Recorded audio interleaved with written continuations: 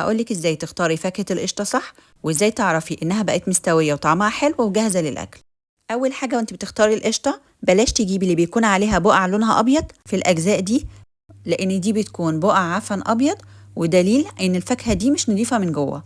وتاني حاجة اختاري القشطة السليمة ما يكونش فيها أي خبطات، ولما تضغطي عليها تحسي إنها طرية شوية، بس بلاش تجيبي المستوية قوي، وبرضو بلاش تجيبي الجامدة قوي عشان ما تاخدش وقت معاكي كبير على ما تستوى.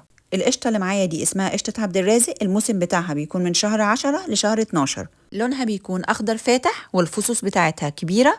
أنا بحب قشطة عبد الرازق أكتر من القشطة البلدي. القشطة البلدي بتبقى أصغر شوية ولونها أغمق وبيكون فيها بذر كتير، عشان كده بحب قشطة عبد الرازق أكتر، بتبقى طعمها أحلى بس تسيبيها تستوى كويس جدا. بلاش تاكلوها وهي جامدة لأن طعمها هيطلع مر ومش هتحبوها خالص. ولو اشتريت القشطة وطلعت جامدة لسه ما استوتش هقولك تعملي ايه. هتلفيها بورق وتحطيها جوه كيس، طبعا ما تحطيهاش في التلاجة، هتسيبيها في مكان دافي يوم يومين 3 لغاية ما تطرى. طب ازاي نعرف ان القشطة دي مستوية وجاهزة على الأكل ويطلع طعمها حلو جدا؟ لما تضغطي عليها هتلاقيها بقت طرية جدا، والجزء ده لو شدتيه هيطلع معاكي بسهولة، كده تبقى القشطة مستوية ودايبة وطعمها زي العسل.